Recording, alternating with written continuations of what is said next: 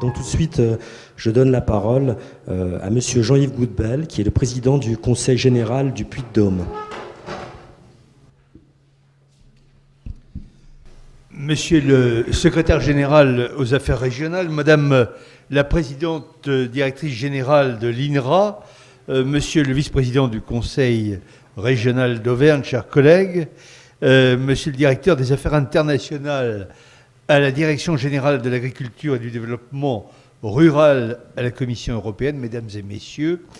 je voudrais d'abord vous remercier de m'avoir invité à l'ouverture de votre symposium et je me réjouis d'avoir pu répondre à votre invitation, au moins pour deux raisons. Tout d'abord, je dirais à titre personnel, parce que les sujets que vous traitez sont des sujets qui ont contribué à une partie de ma carrière professionnelle et universitaire, et j'ai le plaisir d'enseigner dans cette maison sur les questions de développement territorial, et puis parce que le Conseil général, que j'ai l'honneur de présider, évidemment n'est pas indifférent, loin de là, aux thèmes de recherche qui sont les vôtres. J'aurai l'occasion peut-être d'y revenir. Alors, il revient au président du Conseil général, en quelques mots très brefs, de vous présenter, alors pas pour les Auvergnats qui sont là, ils sont nombreux et ils connaissent tout cela, mais pour celles et ceux qui ne sont pas Auvergnats, de vous présenter le territoire qui vous accueille. Et vous le savez sûrement déjà, vous le saviez même avant de venir, le Puy-de-Dôme est le plus beau département des départements de France, avec ses volcans, ses forêts, ses lacs, ses joyaux et l'art roman. On y recense 630 000 habitants, c'est la moitié de la population de l'Auvergne, ou le centième de la population française. Comme il y a 102 départements, si on élargit à l'outre-mer, vous voyez que nous sommes dans la moyenne. Le Puy-de-Dôme, c'est aussi la terre qui a vu naître Blaise Pascal, Teilhard de Chardin, Emmanuel Chabrier et bien d'autres. C'est la terre qui a su accueillir Pasteur et Bergson, et qui, début de la Seconde Guerre mondiale, a ouvert ses portes à l'Université de Strasbourg et qui a permis de muscler ce que deviendra plus tard l'université et les universités de Clermont-Ferrand. C'est aussi une terre de résistance et cela remonte au moins à Vercingétorix. C'est une terre de fromage, c'est pas à vous que je vais l'apprendre, et de couteaux, certes, mais c'est aussi le berceau de très grandes entreprises. Je pense à Michelin,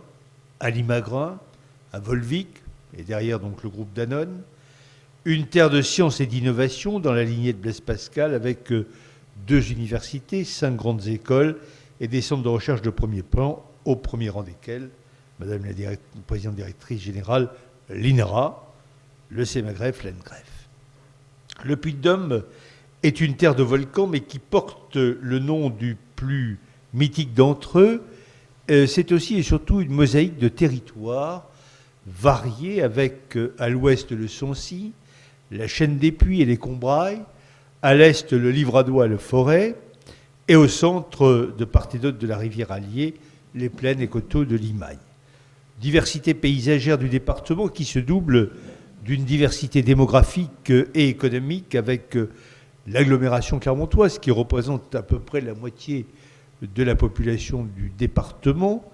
des pôles urbains intermédiaires comme Issoire, Rion, Thiers et Montbert, et des zones périurbaines ainsi que des zones rurales. Tout cela pour dire, mesdames et messieurs, que le département du Puy-de-Dôme constitue un excellent terrain de recherche et d'expérimentation pour le développement territorial. Inutile de préciser dès lors que le thème de votre rencontre aujourd'hui intéresse, je vous le disais tout à l'heure, au plus haut plan, le Conseil général que j'ai l'honneur de présider. Il intéresse d'autant plus notre collectivité que nous avons fait du développement territorial une des priorités de notre politique. Nous en faisons une priorité alors que, vous le savez, cela ne fait pas partie des compétences obligatoires, comme on dit, des conseils généraux. et que ceci évolue dans un contexte budgétaire difficile, contraint, du fait de dépenses sociales en augmentation qui lui sont imposées par la réalité des choses, et notamment la réalité démographique, avec parfois des financements que nous attendons qui ne correspondent pas toujours à ce qui avait été promis. Sans entrer dans le détail, nous avons développé sur la question du développement territorial un certain nombre d'outils pour accompagner les communes et leurs groupements dans leurs projets, fonds d'intervention communale, contrats territoriaux de développement durable. Nous accompagnons également les parcs naturels régionaux et progressivement, nous essayons, avec d'autres collectivités, de faire évoluer ce qui était un peu une pratique de guichet vers une culture de projet. Nos politiques territoriales obéissent toutes à une même règle qui est celle de la solidarité. Nous faisons de la péréquation et de la redistribution, évidemment, un des axes forts de nos politiques. Et nous sommes persuadés que l'échelon départemental est effectivement l'échelon pertinent pour faire s'exprimer ces solidarités, cette solidarité des territoires. C'est à la fois, comme le rappelait le président de la République, devant le Conseil économique et social et environnemental la semaine dernière, je crois, l'échelle pertinente pour la proximité et les solidarités. Mesdames et messieurs, pendant les 3 jours de votre symposium, vous avez prévu de consacrer un peu de votre temps à des projets qui me tiennent personnellement à cœur. Je veux parler de l'aménagement du site du Puy-de-Dôme et du projet d'inscription de la chaîne des Puys et de la faille de Limagne au patrimoine mondial de l'UNESCO. Et je voudrais remercier Dominique Vollet d'avoir pris l'initiative d'intégrer ces sujets dans votre programme. Les équipes du Conseil général se tiennent naturellement à votre disposition pour vous apporter toutes les précisions sur ces 2 dossiers importants pour notre collectivité et pour le département du Puy-de-Dôme. Ces 2 projets qui sont menés en partenariat avec d'autres collectivités, l'agglomération clermontoise bien sûr,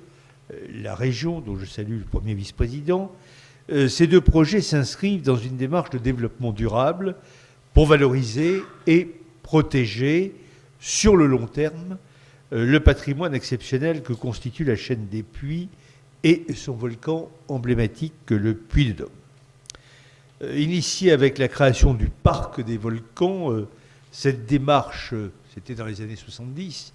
est passée par le classement au titre de la loi 1930 de la chaîne des Puys, c'était en 2000, puis la labellisation du Puy-de-Dôme grand site de France en 2008.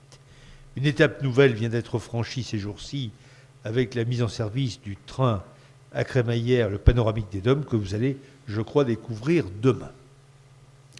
La conduite simultanée de ces dossiers d'envergure autour d'un même projet de territoire est un travail qui est long, qui est complexe, qui fait appel à de nombreux partenaires, mais aussi à l'adhésion des populations, et ceci est déterminant. C'est une expérience d'une grande richesse qui nous conduit à travailler en transversalité avec les services de l'État, avec l'université, avec les acteurs de terrain, et nous avons appris à travailler ensemble, si bien qu'aujourd'hui, nous nous engageons dans une gouvernance mutualisée pour la gestion du site classé, de l'opération Grand Site et du projet d'inscription au patrimoine mondial. C'est pour moi l'occasion de souligner la qualité du partenariat qui a été noué entre les services du Conseil général et les services de l'État, monsieur le secrétaire général aux affaires régionales, mais aussi avec les collectivités locales, la région, l'agglomération clermontoise, je l'ai évoqué tout à l'heure, et bien sûr, j'en profite également pour souligner le partenariat, notamment financier, très important avec l'Union européenne, puisque l'aménagement que vous verrez demain a bénéficié d'un concours extrêmement important du FEDER, 12 millions d'euros sur un peu plus de 80 millions d'investissements. Voilà, je ne veux pas être plus long car je sais que vous avez un programme chargé, c'est ce qu'on dit toujours au début des colloques, et puis on a tendance toujours à déraper un peu, c'est jamais facile de tenir les choses. Je voudrais simplement ajouter qu'au-delà de mes responsabilités de président de conseil général, je vous l'ai dit au début, je porte à titre personnel et professionnel un intérêt tout particulier à vos travaux, et je souhaite que ces journées plus exactement, soient fructueuses en échange. Je vous remercie de votre attention.